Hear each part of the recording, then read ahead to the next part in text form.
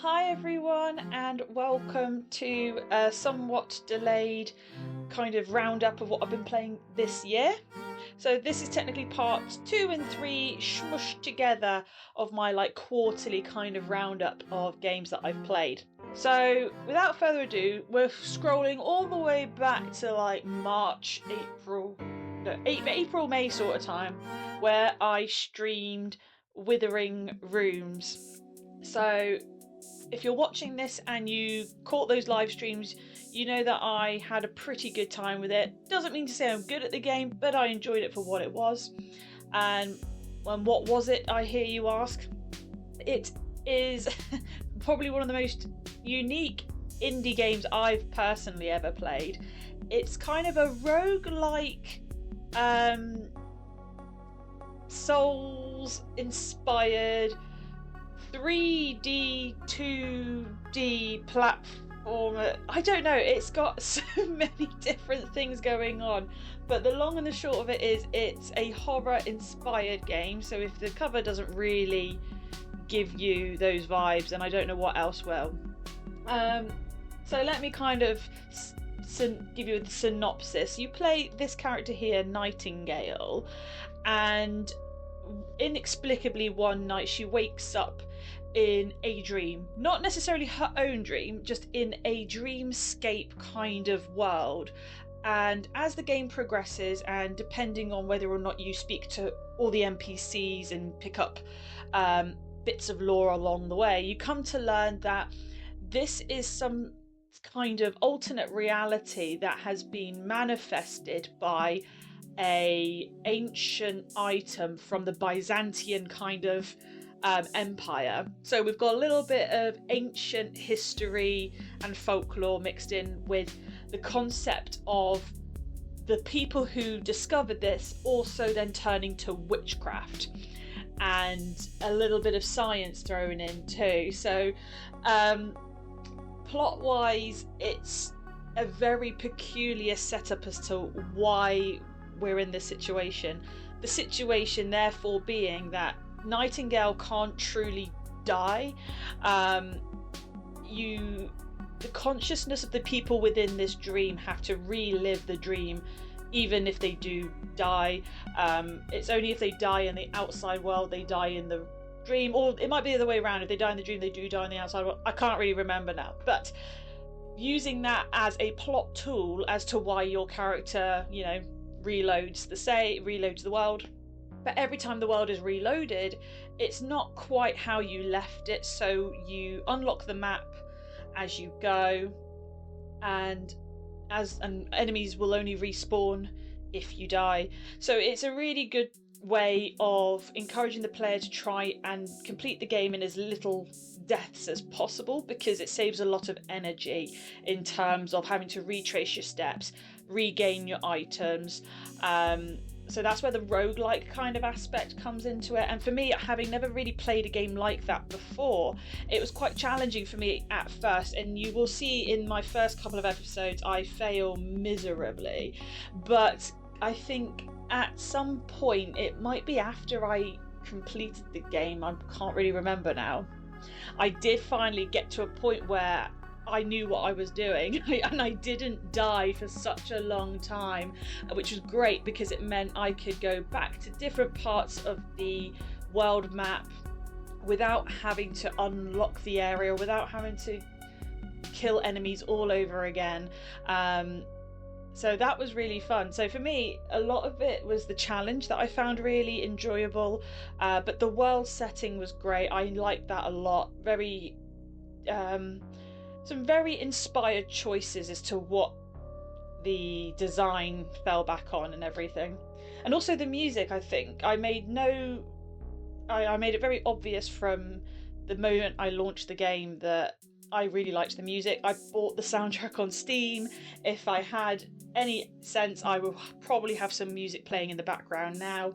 I really loved this so much, and I do fear that it's an indie title that flew under the radar a little bit. I saw a little buzz online, but in terms of the wider space, it didn't quite get the attention that other indie games such as Pal World and God, we've had quite a few this year, haven't we? But those types of games obviously dominated that breakout hit space, and I think Withering Rooms struggled to meet that due to the fact that it is quite a niche thing. But if I can encourage anyone to play one game this year, this would be one of them.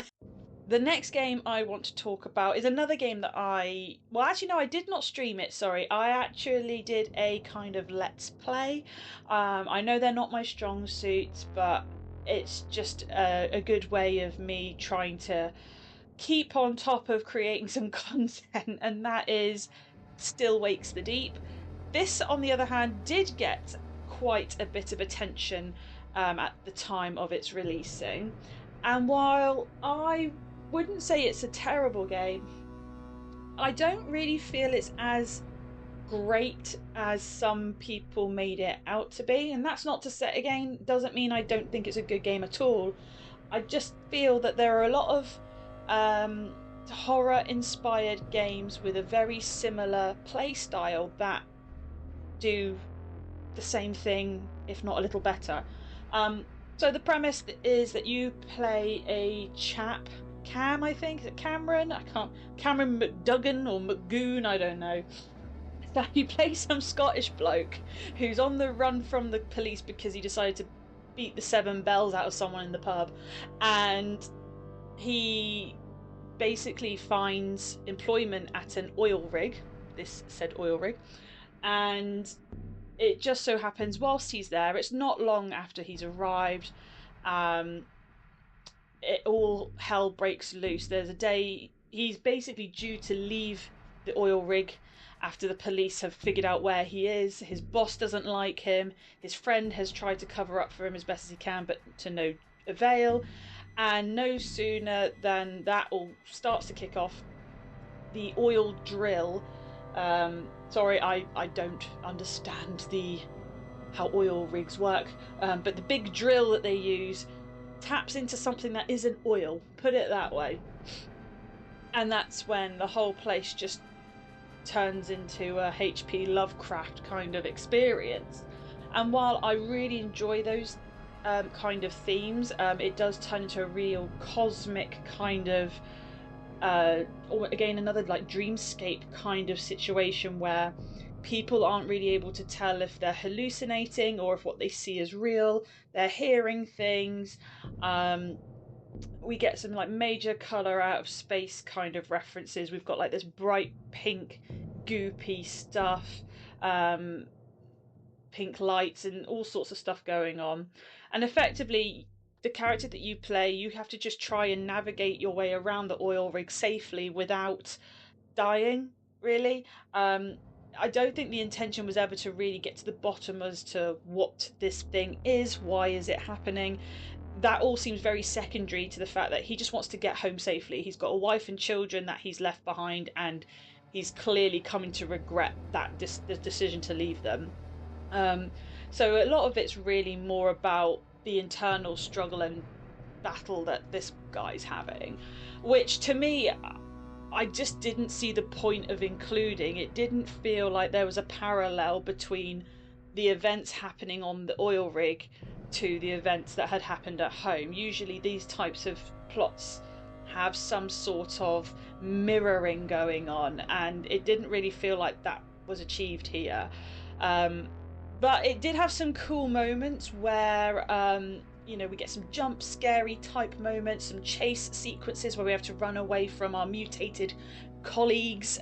So there were some really fun moments like that, but they did feel a little far and few between, and the rest of it was just tiptoeing around, but no real sense of danger. So yeah, it was a very short experience too. I think most people were getting through it in around 5 hours. I think maybe mine was around the 6 to 7 hour mark. I can't really remember. But for the most part, it's not a long game. So I do feel that it could have been a cheaper price point as well. So yeah, I don't dislike the game, and I'm not saying that I wouldn't recommend it, but I certainly do feel that others were blowing hot smoke about it a little misleadingly. The next game I want to talk about, on the other hand, deserves all the praise it's had so far, as well as all of the criticism that it's received. And that is Helldivers 2. So I didn't jump on the bandwagon at launch. I think this came out in February, but it wasn't till around April sort of time. Me and my partner, he managed to convince some of his friends to play it, or it might have been the other way around. We agreed at Christmas that we were going to play it together, and then it didn't happen. And then all of a sudden, his friends came to us and were like, "Should we play Helldivers now?" And it was like, yes, please. So I have been playing with my partner and his friends. We've been having a good laugh with it. And it's true, if you haven't played this game yourself and you've just been hearing bits and pieces in the media, yes, some of the updates during its lifespan have been more of a hindrance than a help, and then some other occasions it's been a refreshing kind of addition to the game. So it's had its ups, it's had its downs as far as the technical upgrades have been, but overall as a concept, it's been super fun. It's very much the Starship Troopers game that already, technically there are Starship Troopers games. In fact, there was just the Starship Trooper game came out like 4 months later, but it's like too late. This is here. I never played the first Helldiver, so I don't know how much it relates to the first one or the world plot or anything. But essentially, for those who don't know, you get to play the Helldivers. You are fighting for Super Earth, battling against these monster buggy type folk, as well as the automatons, which are like Terminator type folks. They're not so fun. They're horrible. Bugs are much more fun to kill, but it's really rinse and repeat. They've added some extra game modes. So there's usually just a variation in what your objective is. So you get plopped on the planet. You've obviously got to fight waves of enemies, but sometimes it is literally like wave and wave and wave of enemy whilst you hold out for extraction. Other times it's right, you need to go and find things and bring them back, or you need to go and launch rockets or whatever. There's lots of different things, and then there's always sub objectives as well that you could or could not do if you chose to, depending on your time restraint, and that sometimes will make the final kind of encounter better. So when you're waiting for extraction, you're usually overrun with enemies, but that can be alleviated if you choose to do optional things on the map prior to that. Which is why it's so much more fun with friends, because you can communicate that with each other.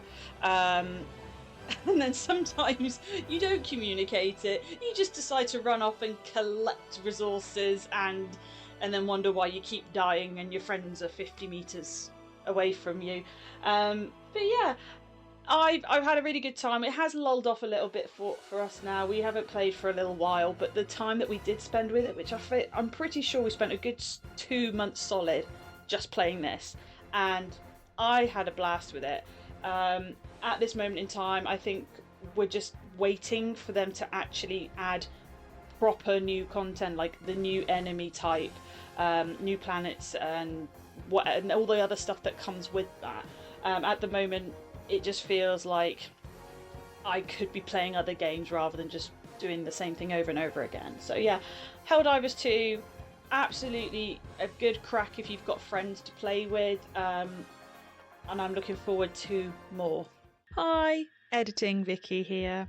I totally forgot to talk about one other game that I played during this 6-month period of time, and that was Alone in the Dark, the new nightmare. I played this via the PlayStation Plus service, and after my experience with Alone in the Dark 2024, I felt like I wanted to try another title in the series and try and get a feel for just how far distanced the 2024 version or iteration was from its predecessors. And safe to say, I picked the wrong game. Now, while I won't say I did not enjoy the new Nightmare, I enjoyed it for what it was. And that's purely because I was able to acknowledge that it's very much a product of its time. It's quite clearly inspired from movies of that times, like Underworld. It's got that kind of dark, gritty, early noughties, new metal inspired kind of vibe, which was cool back in those days. In fact, I bet you my bottom dollar, if I had played that game at launch during that time, it would be sitting very highly as one of my favourite games of all time. But playing it with 2024 goggles, I cannot say that. I played as Edward Carnby. I did not play as Aline. So what the experience would have been had I played the other character, I do not know. But safe to say, I did not find it in any way, shape or form scary. But I did like the aesthetic that the game was trying to go for. The plot was absolutely absurd, ridiculous. But I think that's part of its charm. Anyway, I'm glad that I gave it a go, but I'm in no hurry to return to it on a second playthrough. So once I moved on from Helldivers 2, I found myself in a little bit of a, what do I do now? Eventually, I gathered the strength to play System Shock, the remake. I never played the original System Shock. Surprise, surprise. I was like 2 months old when it came out or something. I don't know. What year was it? So yeah, I'm aware of the cultural phenomenon that the original was. So when they announced the remake quite some time ago, I think it came to PC first, it was a pretty big deal. And the console port, I feel like it didn't have a lot of fanfare, and I wasn't sure if that was because it wasn't good or if it by that point people had just lost interest. I don't know, but I figured I'd give it a go. Now, I definitely didn't complete it, I know that much. I got to, I'm gonna say, the executive level. So what was that, the 5th level, the 6th level? For those of you who don't really know what I'm talking about, System Shock, you're playing like a hacker. You get yourself captured and taken hostage or whatever by some bloke who works for this big corporation, and he's like, listen, here's the problem. We don't like the fact that you're a hacker, but our AI system, Shodan, she's lost her marbles. I think you might have a shot at doing something about it. And if you can do something about it, we'll let you off with hacking into our systems or whatever. Something to that effect. I wasn't really paying attention. But the long and short of it is, you just get left on your own in this giant facility floating around in space. And it's like a 15 level station. And it's like, right, okay, off you go. Get yourself sorted. So I'm not too sure how much the game expects you to do in terms of progressing through those levels. I rinsed each level as much as I could. I found every resource that I could. I think I found all of the audio logs that I could in the levels that I did.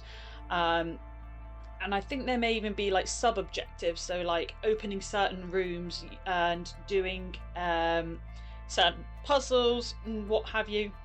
And because the game doesn't really tell you what to do, you know, it's like a proper game from back in the day where it just says, right, go, figure it out. So I don't know how much of it was mandatory and how much of it was voluntary, but I did about 6 different levels, and when I say levels, I mean literal levels of this station. Whether or not they were in order, I don't know, but it certainly got harder as I went on, and that's eventually when I kind of just put down the controller and said, I'm done. I haven't got the mental capacity for this at the moment. I just wasn't in the mood for anything too complicated, and it does get a little bit demanding as the game goes on. So it's not a criticism by any means. I'm very much acknowledging that it was probably faithful to what the original was, but I just wasn't in the right headspace for it at the time. I do hope to return to System Shock and see it all the way through to the end. But at this moment in time, I'm quite happy leaving it as it is. And yeah, I did enjoy it for what it was. And I'm sure those who have fond memories of the original enjoyed it too, because it, like I say, it seemed difficult enough for it to have not been dumbed down for anyone. So yeah, watch this space. I may return to it someday. So when I eventually had a bit more energy, I moved on to a game that's been sat in my library for quite some time, for reasons which will become obvious in my next game. In fact, I'll show you both games at the same time because they're more or less a 2-for-1 special, and that is both White Day games. So I decided to play the original White Day first. Now, for those who do not know, this is well, I don't think the game itself is South Korean, but it is a horror game set in South Korea. And you follow a young boy, you play as a young boy who's new at a high school. And one night he decides to go to school because he wants to give a girl that he likes her diary back. I mean, I don't know why he couldn't have just found out where she lived, but you know, that's by the by. So he goes back to the school late at night, only to find several other girls hanging out there. And they're all like, yo, what are you doing here? And he's like, yeah, I'm looking for, like, what? Miss, I forget their names. I'm terrible with South Korean names. And they're like, well, she is here. She told us to come here too.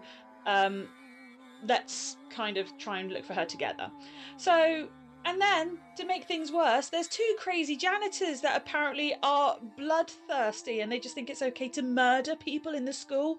So the whole premise is you have to, it's kind of a cat and mouse thing. You have to make sure you don't get caught by the janitors or the school surveillance, whatever you want to call them, whilst you're trying to solve puzzles, avoid ghosts. Yeah, there's ghosts in the school. And then move on to different parts of the school, so that you can get to the end. There's multiple endings. It turns out that there's like affinities with all these girls, so it kind of turns into like a partial dating sim apparently. So, and that very much dictates the ending, and I won't go into it too much. What I didn't know about this game is that this is actually a remake of a game of the same title from the PC whatever days, and it's like, oh, that I didn't know. So this is actually a port of a mobile remake. You with me? I didn't quite get it either, but I really enjoyed this. Yes, it's very dated to look at, but in terms of the hide and seek side of it, the puzzles, it was all, to me, it was of a decent standard. Is it a 10 out of 10 horror game? No, of course not, but I enjoyed it enough to want to play the second one, which came out this August. Well, sorry, correction. This is the complete version, which came out in August. So this has all 3 episodes. So the sequel was brought out episodically. Why, I don't know. I'm not a fan of the episodic thing, but here we are. I have the full version. This takes place the night after this. So even though there's like 10 years between the games coming out, there's only one night canonically between the 2 games. So I can't really say much about the plot without ruining that, but effectively 2 other students from not the same school, or some 2 kids from the same neighborhood, basically hear about the events of what goes on in this game, and they're like, should we go to the school and check it out? And the same shit basically happens again. Only this time you haven't got to hide from the crazy cuckoo janitors. You have to hide from what appear to be possessed policemen that are patrolling the area. Why the policemen are possessed, I'm not too sure. But the theme between both of these games is you will get more information about the backstory, like why is it haunted, who's who, why are these people important, by way of finding collectible in-game items such as journals, newspaper clippings, that typical sort of thing you find in horror games. So of course, if you miss a lot of that, you miss a lot of story build, but also it impacts your ending. So depending on the ending that you get will give you more clarity as to what the heck is happening. I haven't actually finished this one yet. This is leaps and bounds an improvement graphically on White Day 1. This has a way more kind of photorealistic approach. It's far darker, which I find a bit of a struggle. But I also actually find it quite difficult in the sense that the policemen that chase you in this seem to be way smarter than the janitors in this one, which isn't great when you're trying to, sneaky around and find things, and a policeman apparently knows you're in that room even though they're on a completely different floor in a completely different part of the building. And I think that's where I got a little bit annoyed, to be honest. But I will return to it. We're coming up for scary season, so I might return to this at some point. But yes, all in all, I enjoy those two games. And then last, but certainly by absolutely no means least, this may be an easy guess for some of you. I played the demo for this game back in August whilst I was recovering, and I said there and then this would be a day one purchase, so indeed that's what happened. I got Visions of Mana. I'm currently about 50 hours in. I haven't been playing it every day, which is a shame. So it does mean that I'm still I think I'm on chapter 7 of 10 at the moment, but I'm having a really good time with it. It's not my first entry into the Mana series. I did play a little bit of Adventures of Mana on my PS Vita, and I do have Secrets of Mana, the remake, and I also have Trials of Mana, but I haven't played them. So I'm not completely new to the franchise, but I'm new enough. But look at it. I mean, look how colourful it is. Some of the character design's amazing. And I really do feel like I needed to scratch my JRPG itch. I hadn't really played a JRPG since Final Fantasy VII Rebirth back in February. So I felt like I was a little overdue, something like that. But I have to say, I'm really enjoying the combat in this game.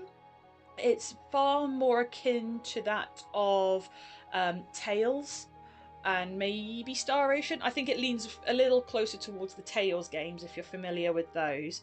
And you've got a much smaller cast as well, so that actually makes it a little bit easier in terms of, leveling your characters up and switching up your formation, that sort of thing. But what I really enjoy the most about this is actually how each individual character gets a different build setup depending on what element you assign to them. For plot reasons, I won't really go into too much depth as to why you can assign an element to them, but there are 8 different elements, so that is 8 different builds for all characters, if that makes sense.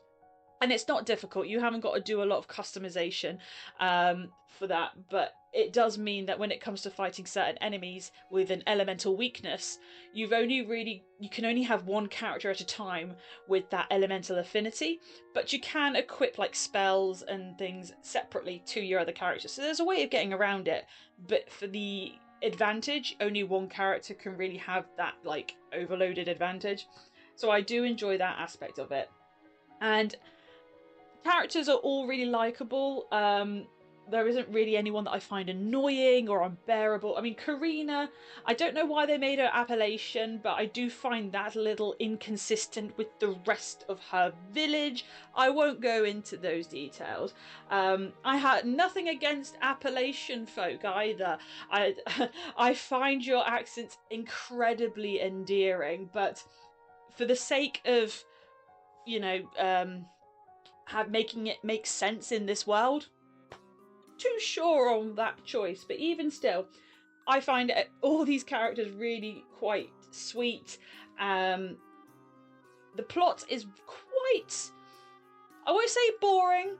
It's certainly not the convoluted mess that some JRPGs are turning into, and I don't say that with venom, but it's quite a pleasant surprise to have a JRPG with a very straightforward plot, like they used to back once upon a time. And it's just a case of, here's the objective, go do the thing, we'll fight the final boss in a few... I haven't actually got to the final boss. I'm pretty sure it can't get any weirder than how it is already. I don't think there's going to be a boss after the boss. Like, I don't... Oh, maybe there will be. Don't spoil it for me in the comments, but I just don't foresee this becoming something other than what it already is, if that makes sense. But yeah, I'm kind of waffling a little bit.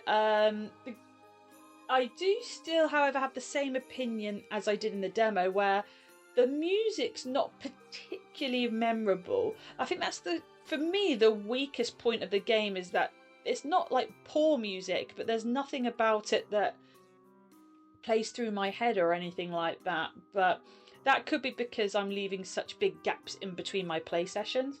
But overall, I'm still really enjoying it. I really do hope that people pick this up and give it a go. Yeah, so Visions of Mana, very much enjoying it. Can't wait to finish it. But there we have it. I told you it was a relatively short video today. Not a lot of games to talk about, unfortunately. It's been a relatively chill 6 months in the way of gaming, which is just as well because October's around the corner, which means we've got a lot coming up. I've got quite a few things pre-ordered. You can probably guess what those things are. It's going to be a busy end of the year, I think, so watch this space. Thank you if you've made it all the way to this point of the video. I hope I didn't waffle too much. If you enjoy these types of videos, then be sure to leave a comment, share with me what you've been playing, and if you give the video a little thumbs up, it just lets me know that people are watching it, basically. Yeah, so apologies again for the delay in this particular topic. Hopefully I'll be back in December to keep you updated with everything else that I've done. So yeah, until then, thank you, and I'll see you again. Bye!